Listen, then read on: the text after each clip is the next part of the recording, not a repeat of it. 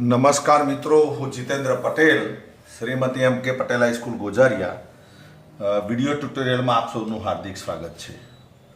મિત્રો, આજે આપણે ધોરણ 9 વિષય ગણિત પ્રકરણ નંબર 2 બહુપદીઓની મિત્રો સમજ મેળવીશું અને શરૂઆતનો કન્સેપ્ટ બહુપદીઓનો ક્લિયર કરીને આજે આપણે સ્વાધ્યાય 2.1ના એક્ઝામ્પલ્સ મિત્રો ગણીશું. હવે ધોરણ 7ની અંદર મિત્રો તમે ધોરણ 7ની અંદર સમીકરણ કેવી રીતે બનાવવા, રકમ આપેલી હોય, કૂટ પ્રશ્ન આપેલો હોય કૂટ પ્રશ્ન સ્વરૂપમાં, અને એના આધારે મિત્રો તમે સમીકરણની રચના કરતા શીખેલા છો મિત્રો. તો આજે આપણે વાત કરવાના છીએ બહુપદી. આ પ્રકરણ મિત્રો એટલા માટે અગત્યનું છે કે ધોરણ 9માં તો મિત્રો બહુપદી પ્રકરણ આવે જ છે, પરંતુ ધોરણ 10ની અંદર પણ આ જ પ્રકરણનો તમારે ફરી અભ્યાસ કરવાનો છે. એટલે સતત 2 વર્ષ સુધી મિત્રો આ પ્રકરણ તમારી સાથે રહેવાનું છે. ખૂબ જ સરળ પ્રકરણ છે, પરીક્ષાની દ્રષ્ટિએ તો મહત્વનું છે જ મિત્રો, પરંતુ વ્યવહારની અંદર પણ આનો એટલો જ ઉપયોગ છે મિત્રો. સામાન્ય રીતે વિદ્યાર્થીઓની એવી ફરિયાદ હોય છે કે ગણિત એક એવો વિષય છે કે જેનો વ્યવહારમાં કોઈ ઉપયોગ થતો નથી મિત્રો. ઘણા વિદ્યાર્થીઓ આવી ફરિયાદ કરે છે કે સાહેબ આ ગણિતમાં કંટાળો એટલા માટે આવે છે કે એનો સીધો ઉપયોગ કોઈ દેખાતો નથી. મિત્રો, ગણિત જ એક એવો વિષય છે કે જે સીધો વ્યવહારમાં ઉપયોગ થાય છે મિત્રો. આ સીધો જો ઉપયોગ થતો હોય તો આ એક જ વિષય એવો છે કે જેનો સીધો વ્યવહારમાં ઉપયોગ થાય છે. તમે સવારે ઉઠીને વિચારજો કે તમે દિવસ દરમિયાન ગણિતનો કેટલી વખત ઉપયોગ કરો છો મિત્રો. રાત્રે સૂતી વખતે પણ ઘણી વખતે તમે એલાર્મ મૂકો છો તો ત્યાં પણ મિત્રો ગણિત આવે છે. એસી ચાલુ કર્યા પછી એસીની જે વધઘટ કરો છો મિત્રો, એના જે પોઈન્ટ્સ 28, 25, 24, 30, તો ત્યાં પણ મિત્રો મેથેમેટિક્સ આવે છે. અને એસીની જે વધઘટ કરવામાં આવે છે મિત્રો, ત્યાં પણ મિત્રો બહુપદીનો ઉપયોગ કરી શકાય છે મિત્રો. આ ઉપરાંત સવારે ઉઠીને કેટલી ચા પીધી, કેટલું દૂધ છે, બ્રશ કરવાનો છે, ટ્યુબ કેટલી છે, દિવસ દરમિયાન કેટલા વાગ્યા છે, સમય કેટલા કલાકે શાળાએ જવાનું છે, તો દિવસ દરમિયાન ડગલે ને પગલે, સમજો શબ્દ બરાબર મિત્રો, ડગલે ને પગલે ગણિતનો મિત્રો ઉપયોગ થાય છે. અને ગણિત વિના જીવનની કલ્પના કરવી મિત્રો એ અસંભવ છે મિત્રો. તો આજે જે પ્રકરણ ભણવાના છીએ મિત્રો બહુપદી, એનો વ્યવહારમાં કેવો ઉપયોગ થાય છે એ પહેલા વસ્તુ તો આપણે સમજીએ. પહેલી વસ્તુ તો બહુપદી કોને કહેવાય? તો બહુપદી એક પ્રકારની મિત્રો સરવાળા, બાદબાકી, ગુણાકાર અને ભાગાકાર આવી બધી ક્રિયાઓ તમે શીખેલા છો. તો આવી જુદી જુદી જે ક્રિયાઓ છે, સરવાળા, ગુણાકાર, તમે આ બધી જ ક્રિયાઓ શીખેલા છો. સરવાળા, બાદબાકી, ગુણાકાર, ભાગાકાર, આ બધી જે ક્રિયાઓની બૈજિક અભિવ્યક્તિને બહુપદી કહેવાય છે મિત્રો. બૈજિક અભિવ્યક્તિ, આ જે બધી ક્રિયાઓ તમે શીખેલા છો અગાઉના ધોરણની અંદર, ધોરણ 1થી માંડીને ધોરણ 8 સુધી તમે સરવાળા, બાદબાકી, ગુણાકાર, ભાગાકાર, ચલ, અચલ, આ બધી જે ક્રિયાઓ શીખેલા છો, તો આવી બૈજિક અભિવ્યક્તિને જ મિત્રો બહુપદી કહે છે. પછી આપણે આગળ ચર્ચા કરીશું બહુપદીના પ્રકારો વિશેની વાત. તો આને બૈજિક અભિવ્યક્તિને બહુપદી કહેવાય. કન્સેપ્ટ મિત્રો તમે મગજની અંદર ક્લિયર કટ રાખજો. હવે જે આપણી ફરિયાદ હતી કે ગણિતનો વ્યવહારમાં ઉપયોગ થાય છે તો ખરો, પણ એમાં બહુપદી જે આજે તમે ભણવા જઈ રહ્યા છો, જેને અંગ્રેજીમાં કહેવાય છે પોલિનોમિયલ, તો આ પોલિનોમિયલ્સનો વ્યવહારમાં ઉપયોગ ક્યાં થાય છે મિત્રો? તો એક સાદું ઉદાહરણ આપીએ. અત્યારે તમે તમારા મમ્મી અથવા પપ્પાને પૂછી જોજો કે પપ્પા મારે સોનું લેવું છે, અથવા મારા લગ્ન વખતે તમે સોનું લેવાના છો, તો સોના વિશે શું જાણો છો અત્યારે હાલની પરિસ્થિતિની અંદર? તો તમારા મમ્મી અથવા પપ્પા ન્યૂઝપેપર વાંચતા હશે તો તરત જ એક શબ્દ વાપરશે, સોનાના ભાવમાં ભડકો. સોનાના ભાવમાં ભડકો. ભડકો એટલે શું મિત્રો? વધારો. અત્યારે તમે પૂછી જોજો કે સોનાના ભાવ કેટલા ચાલે છે, તો લગભગ 58,000ની આજુબાજુ મિત્રો સોનાના ભાવ પહોંચેલા છે. તો આ સોનાના ભાવમાં જે તેજી આવી છે, જે વધઘટ જોવા મળી છે, એનો તમે જ્યારે ડાયાગ્રામ દોરો છો મિત્રો, એટલે એનો તમે આલેખ દોરો છો, તો એ આલેખ દોરવામાં વધઘટ સમજવાની અંદર બહુપદી મિત્રો વપરાય છે. સમજો. આ જ રીતે શેર બજારનો ધંધો જો તમારા મમ્મી અથવા પપ્પા, તમારા પપ્પા ખાસ કરીને આપણે ગામડાની અંદર તો મમ્મી શેર બજારનો ધંધો કરતી હોતી નથી. શહેરોની અંદર બોમ્બે, દિલ્હી જેવા મોટા શહેરોની અંદર મોટા ભાગે લેડીઝ પણ શેર બજારનો બિઝનેસ કરતી હોય છે. પરંતુ તમારા પપ્પા જો શેર બજારના ધંધા સાથે સંકળાયેલા છે, તો તમે એમને પૂછી જોજો કે શેર બજારની વખતે કેવા પ્રમાણે ભાવમાં વધઘટ આવે છે. તો ત્યાં તેજી પણ આવે છે અને મંદી પણ આવે છે. અને જ્યારે પણ તમે કમ્પ્યુટરની અંદર જજો, તમે કોઈ શેર બજારનો જે ધંધો કરતા હોય એના ત્યાં જજો ઓફિસની અંદર, તો કમ્પ્યુટરની અંદર ભાવ તમે જોજો, તો ભાવમાં મિત્રો તમે જોજો કડાકા અને ભડાકા એટલે વધ અને ઘટ જોવા મળે છે. તો ત્યાં પણ મિત્રો બહુપદીનો ઉપયોગ કરી શકાય છે. તો બહુપદીનો ઉપયોગ મિત્રો તમે જુઓ, તમારા સીધે સીધા સોનાના ભાવમાં જે વધઘટ થાય છે, તો ત્યાં પણ થાય છે. શેર બજારની અંદર જે વધઘટ, તેજી, મંદી મિત્રો જોવા મળે છે, તો ત્યાં પણ બહુપદીનો મિત્રો ઉપયોગ કરી શકાય છે. એ સિવાય જે વિમાનની અંદર પાયલટ જે વિમાન મિત્રો ચલાવતા હોય છે, અથવા રોકેટ વિમાન અથવા રોકેટની જે ગતિ છે મિત્રો, જે એની મોશન છે, એનું જે સ્પીડ છે, એની જે મોશન અથવા એની જે સ્પીડ છે, આ સ્પીડની જે પ્રક્ષેપ ગતિ થાય છે, એ પ્રક્ષેપ ગતિને સમજવા માટે મિત્રો બહુપદીનું જ્ઞાન હોવું જોઈએ. સમજો. It is necessary to know the knowledge of પોલિનોમિયલ્સ.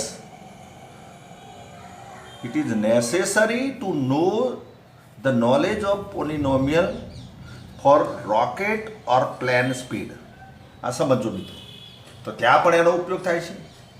એ સિવાય ફિઝિક્સની અંદર એટલે કે ભૌતિક વિજ્ઞાનની અંદર જ્યારે તમે 11-12 સાયન્સમાં આવશો, એ વખતે મિત્રો જડત્વ, બળ, આવા જે જડત્વ, ઇનર્શિયા, બળ, તો આવા ફિઝિક્સના પદો, ગતિ, સ્પીડ, વેગ, પ્રવેગ, વેગમાન, તો આ ફિઝિક્સની અંદર આવા પણ જે પદો આવે છે, આ પદોને સમજવા માટે, એનો આલેખ દોરવા માટે મિત્રો બહુપદીનું જ્ઞાન હોવું જોઈએ મિત્રો. તો એવું નથી કે બહુપદીનો ઉપયોગ ક્યાંય થતો નથી, અથવા બહુપદી એટલે ફક્ત કે આપણે સરવાળા, બાદબાકી કે ગુણાકાર અને ભાગાકાર જ કરવાના છે, એવું નથી મિત્રો. હા, અત્યારની પરિસ્થિતિની અંદર અત્યારે જ્યારે તમે જ્યારે ધોરણ 9માં એનું પ્રાથમિક જ્ઞાન મેળવો છો, એ વખતે નો ડાઉટ એમાં કોઈ શંકા નથી કે તમારે સરવાળા, બાદબાકી, ગુણાકાર કે ભાગાકાર કે અવયવ પાડવાની સામાન્ય ક્રિયાઓ કરવાની હશે. પરંતુ તમે જ્યારે આગળ જશો, ઉચ્ચ અભ્યાસ કરશો, તે વખતે મિત્રો શેર બજારનું જ્ઞાન છે, અથવા તમે જોતા હશો, તમે ચલો ક્રિકેટ જોવા જતા છો, અથવા તમે ઘરે બેસીને મિત્રો ક્રિકેટ જોતા હો છો, તો ક્રિકેટની અંદર પણ જ્યારે એનાલિસિસ થતું હોય છે, પૃથ્થકરણ થતું હોય છે, જે શરૂઆતની આટલી ઓવરની અંદર આટલા રન થયા, તો એના જે ગ્રાફ ડાયાગ્રામ મિત્રો જે દોરવામાં આવે છે, તો ત્યાં પણ મિત્રો બહુપદીનો ઉપયોગ થતો હોય છે મિત્રો.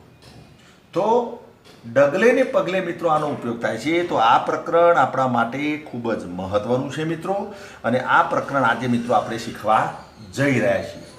હવે પ્રશ્ન થાય કે સાહેબ મારે આ પ્રકરણમાં સાનો અભ્યાસ કરવાનો છે, તો એ સમજો મિત્રો, આ પ્રકરણમાં આપણે મુખ્યત્વે શાનો અભ્યાસ કરવાના છીએ?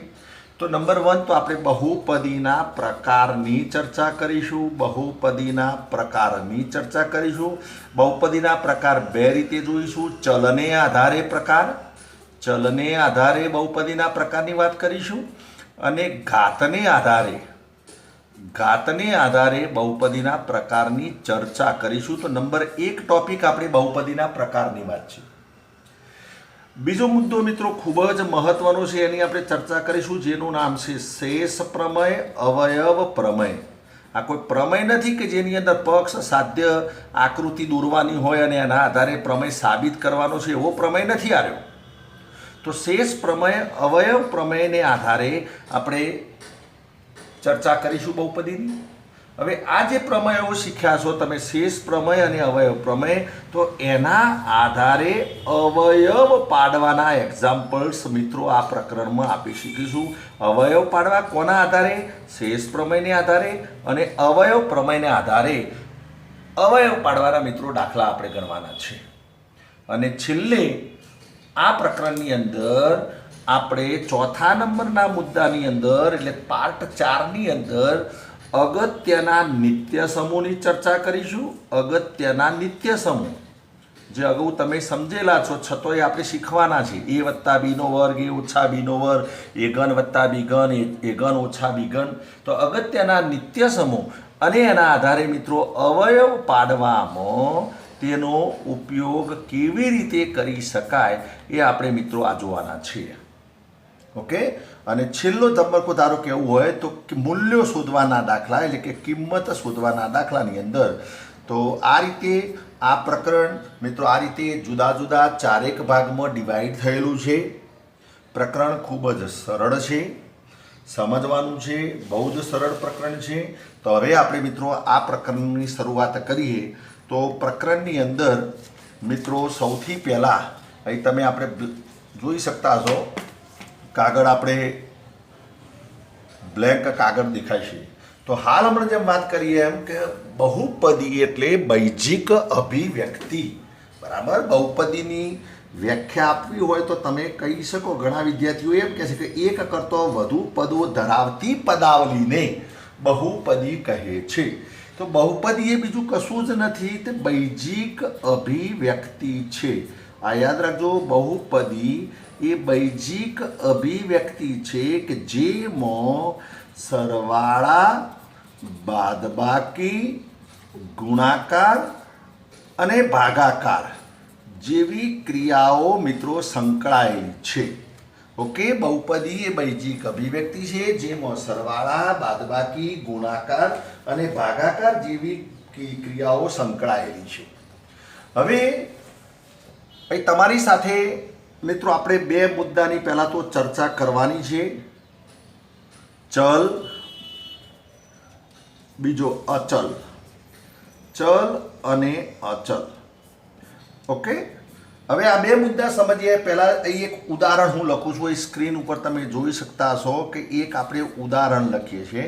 અહીં એક સંખ્યા લખું છું અને તરત જ તમને કહું છું કે ભાઈ આ શું લખેલું છે. મેં આને હું તમને કહું કે આ શું લખેલું છે, તો તરત જ તમે આને વાંચશો તો તમે કહેશો કે સાહેબ આને કહેવાય 5x4. તમે તરત જ બોલશો કે આને શું કહીએ છીએ?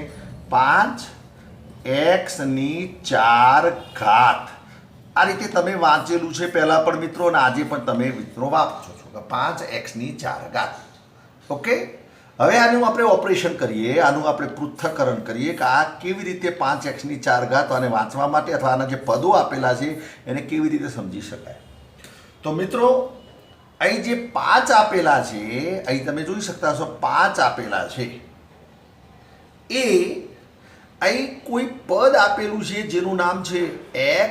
તો આવું જે પદ આપેલું છે કે જેની કિંમત તમે હાલ જાણતા નથી, આ એક્સની કિંમત તમે જાણતા નથી, તો એવી કિંમત, એવો સંજ્ઞા લખવો તો લખી શકાય કે એવી સંજ્ઞા કે જે ભિન્ન કિંમત ધારણ કરી શકે, ભિન્ન કિંમત ધારણ કરી શકે તેને ચલ કહે છે. તેને ચલ કહે છે. એટલે એવી સંજ્ઞા, એવો સિમ્બોલ કે જે ભિન્ન કિંમતો ધારણ કરી શકે તેને ચલ કહે છે. દાખલા તરીકે હું તમને એમ કહું કે આજે ડુંગળીના ભાવ ભારતમાં x રૂપિયા છે. ભારતમાં x રૂપિયા છે. હું લખું આજે ભારતમાં ડુંગળીના ભાવ x રૂપિયા છે. ચલો મેં આ લખી નાખ્યું. હવે શું થશે કે બિહારમાં કોઈ કહે છે કે ભાઈ ડુંગળીના ભાવ આજે 100 રૂપિયા છે કિલો. બિહારની અંદર વાત કરીએ તો કે 100 રૂપિયા કિલો છે. આ જ વસ્તુ ગુજરાતની અંદર અમદાવાદમાં લેવા જશો તો કે કદાચ 110 રૂપિયા કિલોના છે. આ જ વસ્તુ તમે રાજસ્થાનમાં જશો, જયપુરમાં લેવા તો કેટલો ભાવ છે તો કે 120 રૂપિયા છે. આ જ વસ્તુ મહારાષ્ટ્રમાં મુંબઈમાં જશો તો કે કેટલો રૂપિયા ભાવ છે તો 150 રૂપિયા ભાવ છે મિત્રો. તો ભાવ તો ડુંગળીનો જ છે, સમજો. It is the price of onion જ. પરંતુ એ કિંમતો જુદી જુદી પરિસ્થિતિની અંદર બદલાઈ શકે છે. It may be change in different situations. સમજો, it may be changed in different situation એટલે જુદી જુદી પરિસ્થિતિની અંદર એની કિંમતો બદલાઈ શકે છે. ભલે એ ડુંગળીનો જ ભાવ છે, ભલે એ ડુંગળીનો ભાવ છે, પરંતુ એ જુદા જુદા રાજ્યોની અંદર જુદી જુદી હોઈ શકે છે, જુદા જુદા ગામની અંદર જુદો જુદો ભાવ હોઈ શકે છે, જુદા જુદા શહેરની અંદર જુદો જુદો ભાવ હોઈ શકે છે. તો આનો મતલબ કે એવી સંજ્ઞા કે જે ભિન્ન કિંમતો ધારણ કરે છે તેને આપણે મિત્રો શું કહીએ છીએ? ચલ કહીએ છીએ. તો અહીં આ જે એક્સ દેખાય છે એને મિત્રો આપણે કહીશું ચલ. એક્સને કહીશું ચલ. ચલની ઉપર જે દેખાય છે મિત્રો અહીં લખ્યા છે 4, એને આપણે કહીશું ઘાતાંક. ઘાત નહીં, સમજો, ઘાતાંક કહેવાય છે. એક્સની 4 ઘાત વાંચીએ છીએ આપણે કે એક્સની 4 ઘાત વાંચીએ છીએ, પરંતુ એ ઘાતાંક છે મિત્રો. તો જે ઉપર છે એને કહેવાય છે ઘાતાંક. ચલની આગળ જે પણ સંજ્ઞા આપેલી છે, આ જે પણ સંખ્યા આપેલી છે કે જેની કિંમત કોઈ પણ પરિસ્થિતિમાં બદલાતી નથી મિત્રો, એને આપણે કહીએ છીએ અચલ. સમજો, તો અચલ એટલે ફિક્સ, કોન્સ્ટન્ટ. CONSTANT, કોન્સ્ટન્ટ એટલે અચળ. તો જે સંખ્યા છે, માની લો કે આ 5 રૂપિયા છે, હું સપોઝ એમ લખું કે મારી પાસે 5 રૂપિયા છે. હવે આ 5 રૂપિયા લઈને હું અમદાવાદ જાઉં તો 5 રૂપિયાની કિંમત 5 રૂપિયા છે એટલે એનું મૂલ્ય બદલાતું નથી. આ 5 રૂપિયા હું રાજસ્થાનમાં લઈને જાઉં છું તો પણ 5 રૂપિયાની જે વેલ્યુ છે, એનું જે માપ છે, બરાબર, એ બદલાતું નથી મિત્રો. તો સંખ્યા જે આપેલી હોય બધી મિત્રો, બધી જ સંખ્યા, વાસ્તવિક સંખ્યા ગણ આરની કોઈ પણ સંખ્યા લો મિત્રો, વાસ્તવિક સંખ્યા ગણ આરની કોઈ પણ સંખ્યા, હું આર કહું છું સમજો, NWZQ એ બધા નહીં, પ્રાકૃતિક સંખ્યા ગણ કે પૂર્ણ સંખ્યા ગણ કે સમય સંખ્યા ગણ એ નહીં, પણ વાસ્તવિક સંખ્યા ગણ કે જે બધી જ સંખ્યાઓ, એવી કોઈ પણ સંખ્યાઓ છે મિત્રો, એને આપણે કહીશું અચલ, કોન્સ્ટન્ટ કહીશું એને. તો ચલો, તમારા મગજમાં એક વસ્તુ ક્લિયર થઈ ગઈ કે ચલ એટલે શું? તો ટૂંકમાં કહેવું હોય તો બદલાઈ શકે. ચલ એ શું થઈ શકે છે? બદલાઈ શકે. જ્યારે અચલ બદલાઈ શકે નહીં, અચલ બદલાઈ શકે નહીં. તો ચલ કોને કહેવાય? તો એવી સંજ્ઞા કે જે ભિન્ન કિંમત ધારણ કરી શકે છે તેને ચલ કહે છે. અચલ એટલે બધી જ સંખ્યાઓ કે જે ભિન્ન કિંમત ધારણ કરી શકતી નથી, એનું કિંમત, એનું મૂલ્ય નક્કી છે, તો એને મિત્રો કહીએ છીએ અચલ. ઓકે, તો આ રીતે ચલ X, Y, Z, T, M, N, તો ABCDની જે સંજ્ઞાઓ છે એને આપણે મિત્રો ચલ સ્વરૂપે દર્શાવીએ છીએ. તો આ રીતે તમને ચલ અને અચલ વિશેનો ખ્યાલ આવ્યો છે મિત્રો. બીજા 1-2 પદો લખું છું કે જેના આધારે તમે મને ચલ કેટલો છે, ચલ કયો છે, અચલ કયો છે, એ વસ્તુ તમે મિત્રો કહી શકો. તો અહીં તમે જુઓ, અમે 2 ઉદાહરણ લખ્યા છે. હવે હું તમને પ્રશ્ન પૂછું કે આ પહેલી પદાવલીમાં અથવા પહેલી બૈજિક અભિવ્યક્તિની અંદર ચલ કયો છે, તો તરત જ તમે કહેશો કે સાહેબ ચલ છે X. આની અંદર ચલ કયો છે, તો તરત જ તમે કહેશો કે ચલ સાહેબ Y. પછી હું તમને આ જ પદાવલીમાં કહું કે ચલો આનો ઘાતાંક કેટલો છે, તો તરત જ તમે કહેશો કે સાહેબ ઘાતાંક બરાબર 2. આની અંદર હું તમને પ્રશ્ન પૂછું કે ચલો ઘાતાંક કેટલો છે, તો તરત જ તમે કહેશો કે ઘાતાંક છે 4. ઘાતાંક એટલે કોની ઘાત જોવાની? ચલની ઘાત જોવાની છે. ચલની ઘાત જે હોય એ ઘાતાંક કહેવાય છે મિત્રો. તો તરત જ તમે કહેશો કે સાહેબ ઘાતાંક 4.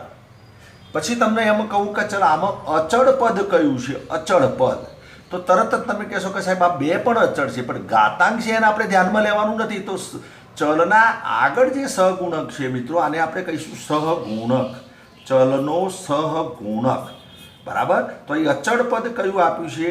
અચળ પદ બરાબર -2. -2 ના કહેવાય, આને સમજો બરાબર. વિદ્યાર્થીઓ વાંચવામાં ભૂલો કરે છે. આને શું કરે છે કે -2x વર્ગ, અને માઇનસ ના વંચાય કોઈ દિવસ ગણિતની અંદર. આને કહેવાય ઋણ 2x વર્ગ. ઋણ શબ્દ કહેવો પડી, અને માઇનસ કહેવાય નહીં. માઇનસ એટલે તો બાદ કરવું થયું. આપણે બાદ નથી કરતા, આપણે આનું મૂલ્ય ઋણ 2 છે, -2 એનું મૂલ્ય છે. ચલો આમાં સહગુણક કયો છે તો તરત જ કહેશો કે સહગુણક બરાબર 3, જેને આપણે શું કહીએ છીએ મિત્રો? અચળ પદ.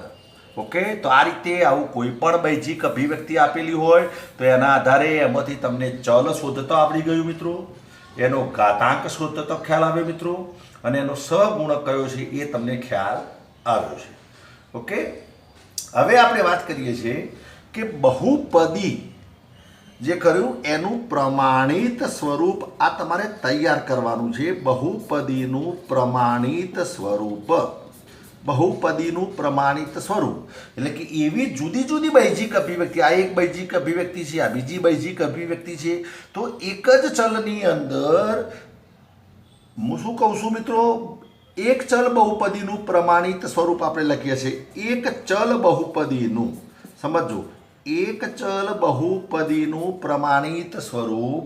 તો an, આ મેં સહગુણક લખ્યો છે an, જો n બરાબર ગમે તે સંખ્યા હોઈ શકે, તો an x ની n ઘાત વત્તા an-1, n હતો તો n-1 કર્યો, x ની n-1 ઘાત વત્તા an-2, x ની n-2 ઘાત વત્તા an-3, x ની n-3 ઘાત વત્તા એ રીતે મિત્રો આગળ તમે જશો તો છેલ્લું પદ આ રીતે આવશે કે an -n. હવે n-n કરશો એટલે શું થશે? 0.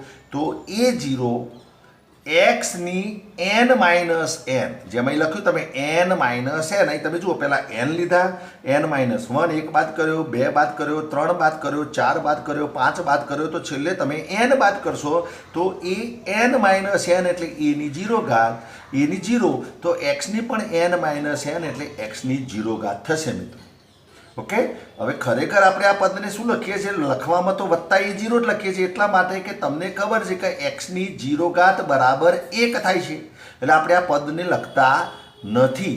તો છેલ્લું પદ જે આવ્યું મિત્રો વત્તા ફક્ત a0 આવ્યું, x ની 0 ઘાત બરાબર 1 લખીએ છીએ. તો આ છેલ્લું જે પદ આવ્યું એને આપણે કહીશું મિત્રો અચળ પદ. અને કયું પદ લખીએ છીએ? છેલ્લે અચળ પદ લખીએ છીએ. છેલ્લું પદ આવ્યું એ કે જેની ઘાત કેટલી છે મિત્રો? 0 છે. જેની ઘાત આપણે 0 છે એટલે છેલ્લે આપણે અચળ પદ લખીએ છીએ. તો આ પણ બહુપદીનું મિત્રો પ્રમાણિત સ્વરૂપ છે. તમારે આ પ્રમાણિત સ્વરૂપ યાદ રાખવાનું છે. an x ની n ઘાત વત્તા an-1 x ની n-1 વત્તા an-2 x ની n-2, એ રીતે આગળ જશો એટલે છેલ્લે મિત્રો લખી શકાય વત્તા a0.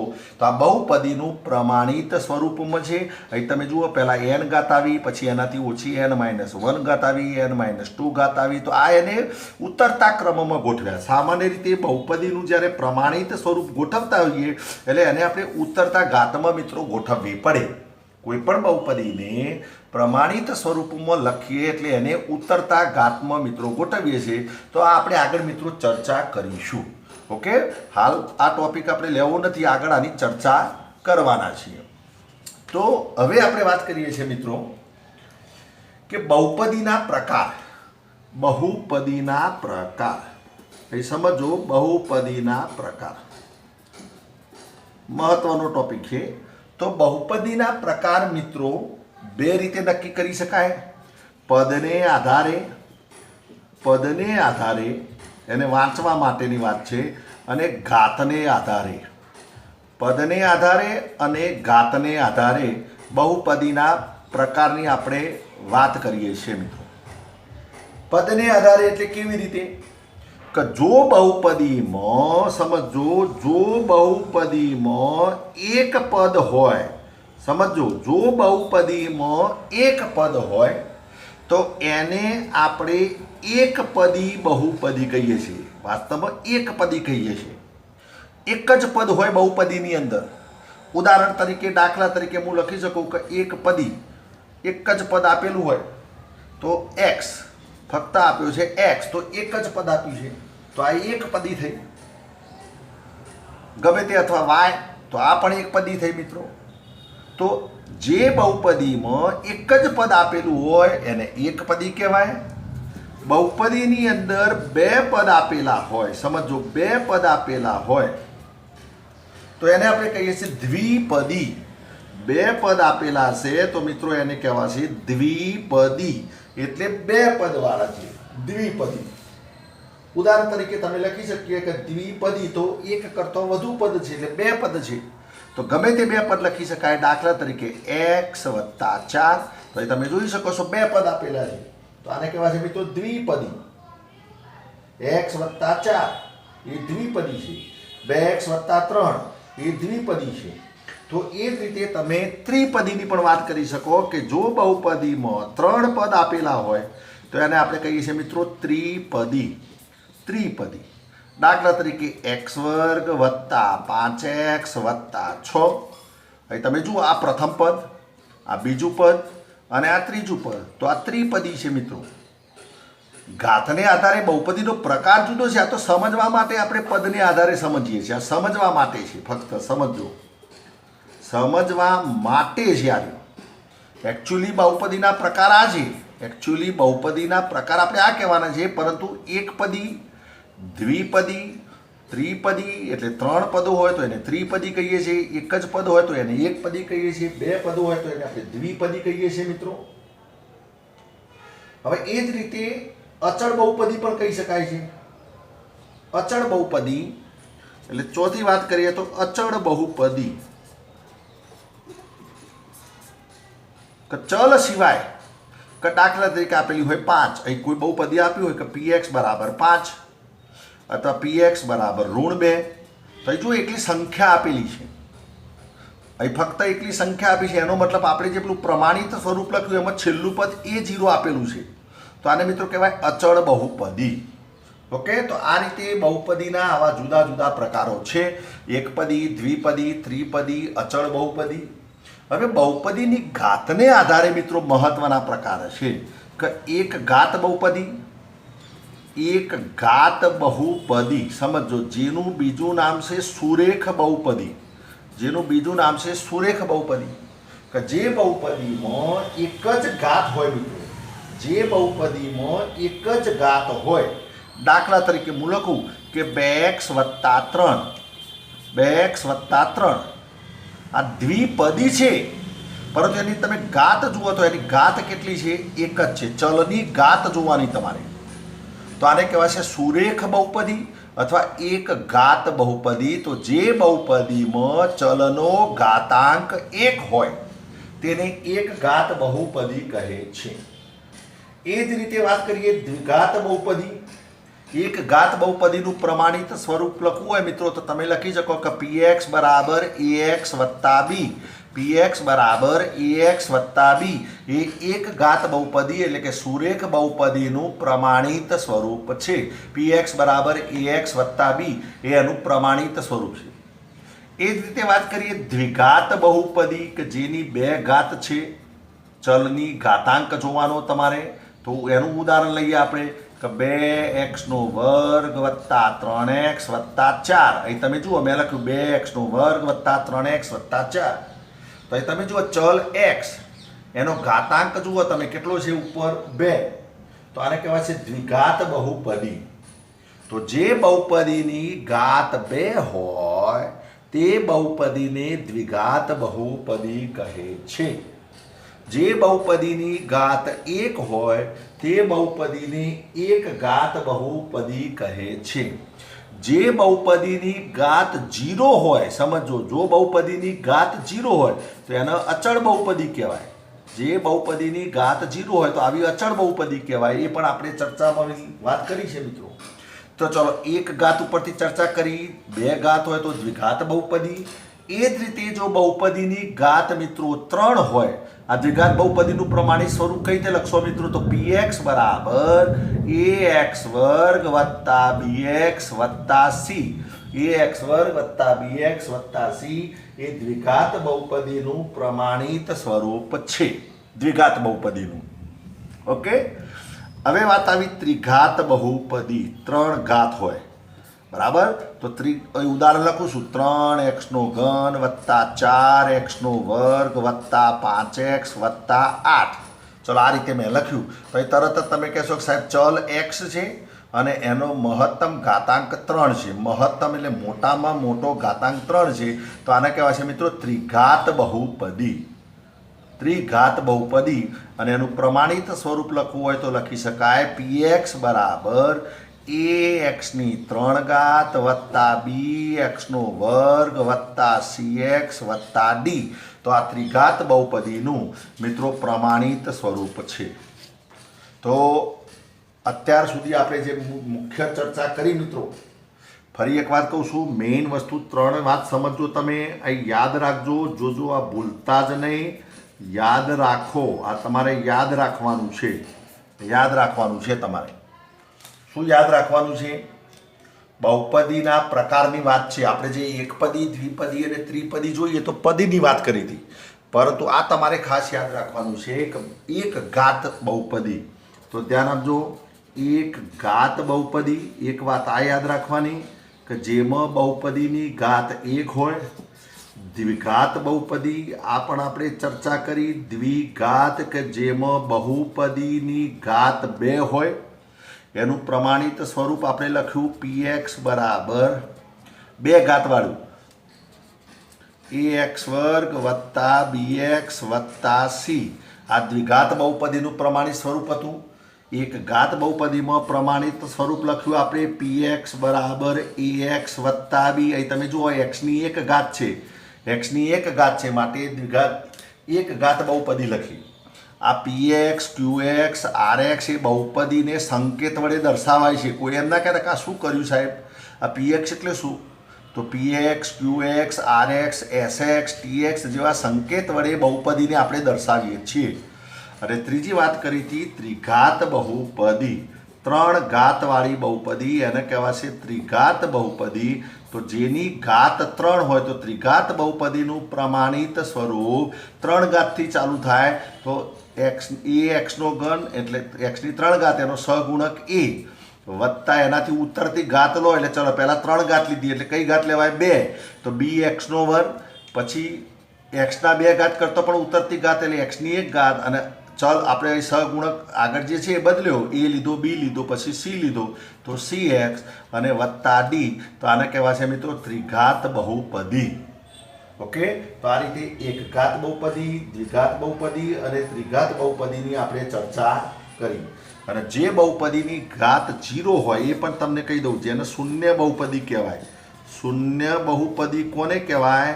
કે બહુપદીની ઘાત 0 હોય, બહુપદીની ઘાત 0 હોય, બરાબર. તો એને શૂન્ય બહુપદી કહેવામાં આવે છે. અચળ બહુપદી એટલે 0 ને શૂન્ય બહુપદી. અચળ બહુપદીની ઘાત 0 હોય તો એને આપણે અચળ બહુપદી કહીશું મિત્રો. અને એના આધારે પછી શૂન્ય બહુપદી કોને કહીશું? કે px બરાબર 0 જ હોય. દાખલો અચળની જગ્યાએ 0 હોય તો px બરાબર 0 ને શૂન્ય બહુપદી કહીશું. px બરાબર 0 ને શૂન્ય બહુપદી કહીશું. પરંતુ જો બહુપદીની ઘાત 0 હોય, બહુપદીની ઘાત 0 હોય, દાખલા કે હું આમ લખું 2x0, 2xની 0, અહીં જો xની 0, તો આનો મતલબ શું થાય? 2 ગુણ્યા xની 0 એટલે 1 બરાબર 2 એકા 2. તો આ જે 2 આવ્યા એ અચળ આવ્યા, માટે આને અચળ બહુપદી કહેવાય મિત્રો. ઓકે. ફરી બોલું છું આ રીતે. માની લખો -4 xની 0 ઘાત. તો આ કેવી છે? અચળ બહુપદી છે. કેમ અચળ બહુપદી છે? કે xની 0 ઘાત એટલે 1 થાય. તો આને લખાશે -4 ગુણ્યા 1 બરાબર -4. તો આને કહેવાશે મિત્રો અચળ બહુપદી. ઓકે. તો આ કન્સેપ્ટ થિયરી બરાબર સમજજો મિત્રો.